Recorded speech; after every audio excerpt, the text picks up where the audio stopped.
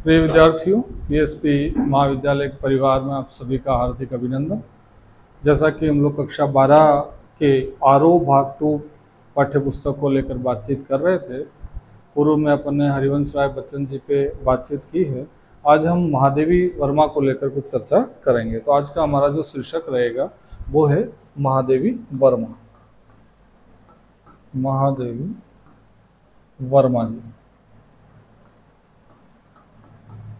महादेवी वर्मा जी का भक्तिन अध्याय जो है वो कक्षा 12 की आरोह बुक में संकलित है। तो ये कक्षा का आज का जो सेशन है वो कक्षा 12 के विद्यार्थियों के लिए उपयोगी साबित होगा।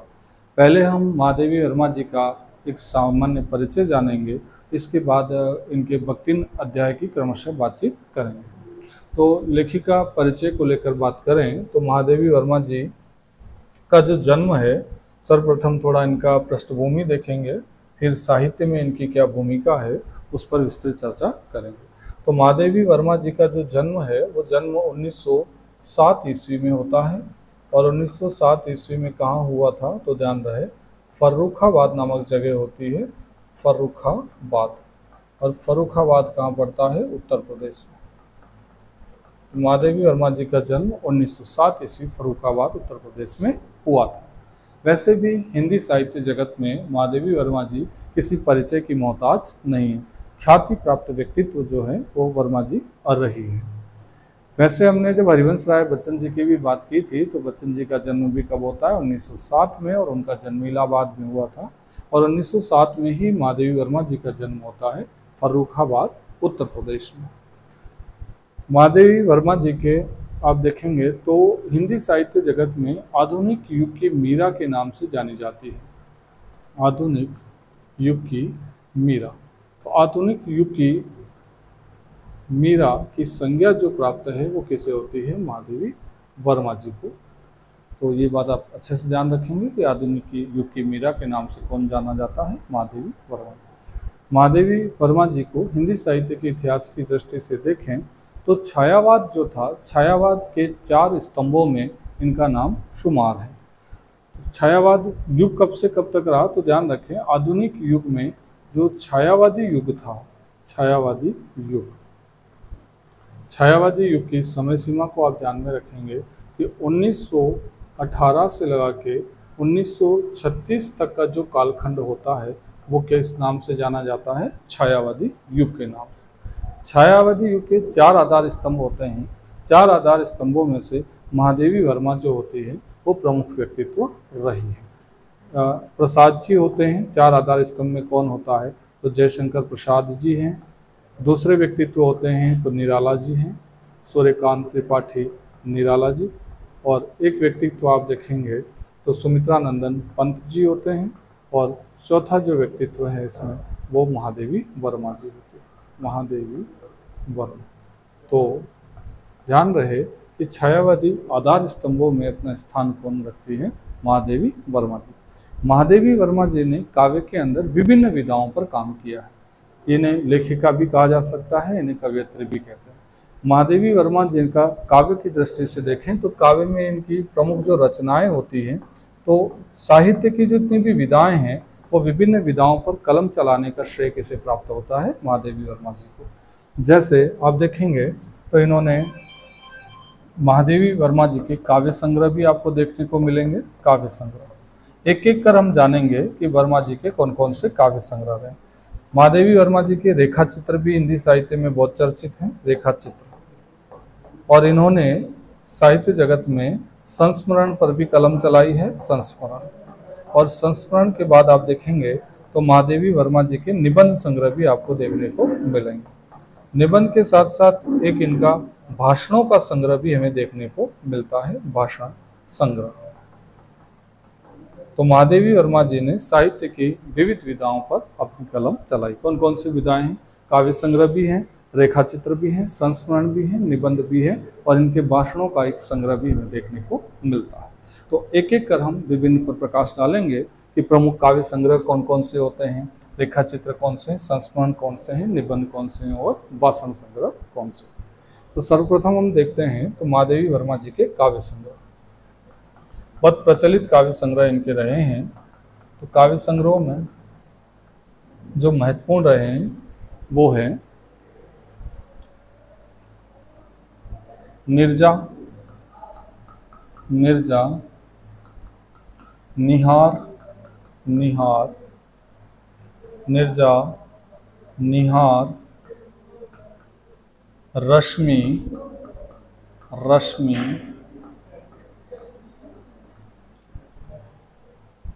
दीपशिखा, दीपशिखा, अग्नि रेखा, अग्नि रेखा, अग्नि रेखा, सांध्य गीत, सांध्य गीत।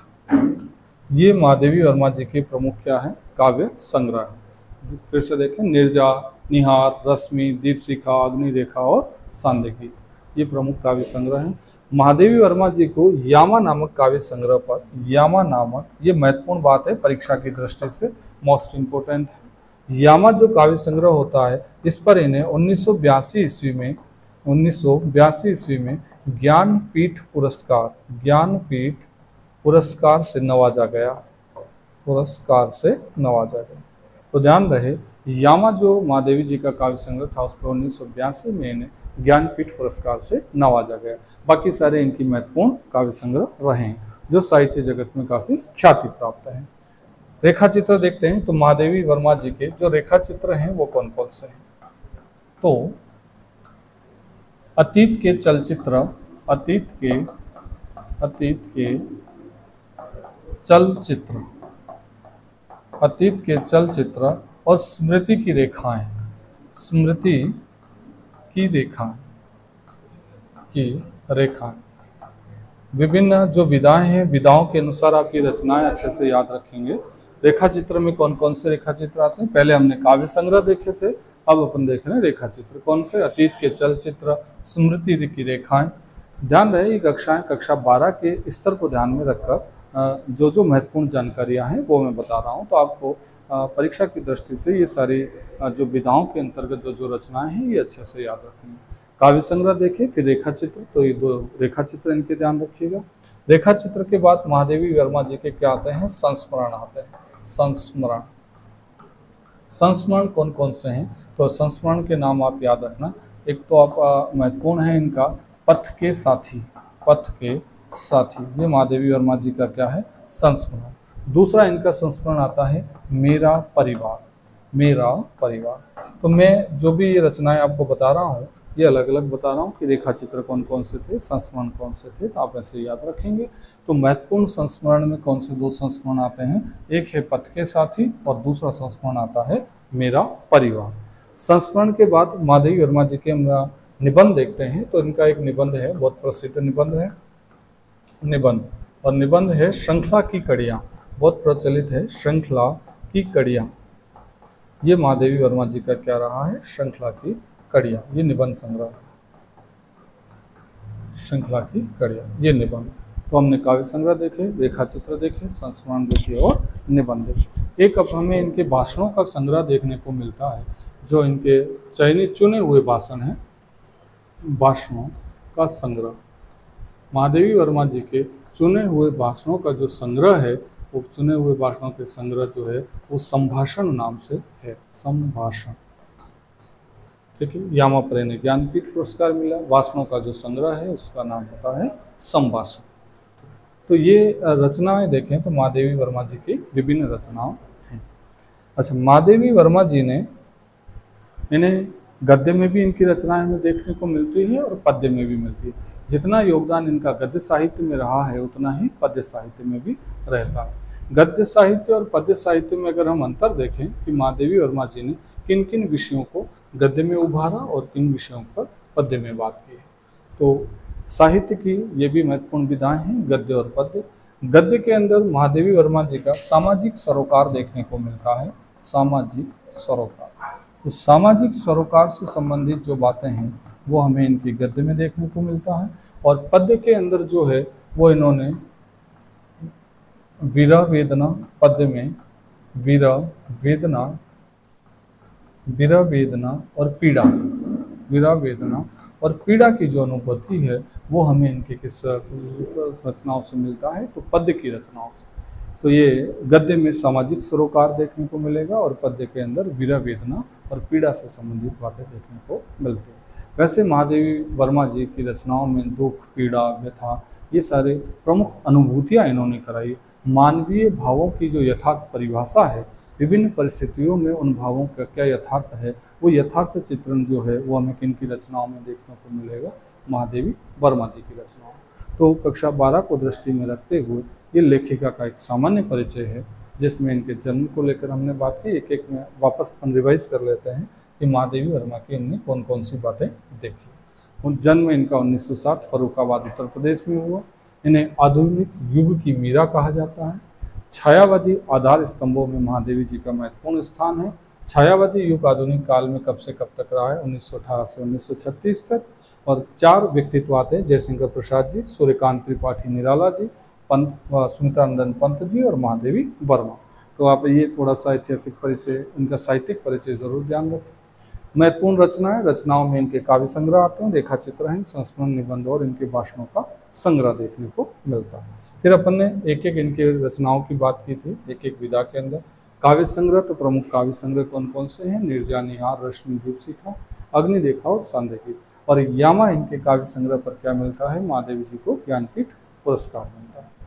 इसके बाद हमने देखा इनके रेखा चित्र कौन से हैं, तो अतीत की चलचित्र और स्मृति की रेखाएं, ये दोनों इनके रेखा चित्र हैं। संस्मरण देखे हमने पथ के साथी और मेरा परिवार। और निबंध देखा है कि महादेवी जी वर्मा जी का श्रृंखला की कड़ियाँ एक निबंध है। और भाषणों का जो संग्रह है वो किस नाम से है, उस संभाषण के नाम से। तो आज के सेशन में हमने कक्षा 12वीं स्तर के महादेवी वर्मा जी का क्या जाना, सामान्य परिचय। अगले वीडियो में हम बात करेंगे इनका जो अध्याय है भक्ति, उस क्रमशः भक्ति अध्याय के बारे में बातचीत करेंगे। धन्यवाद।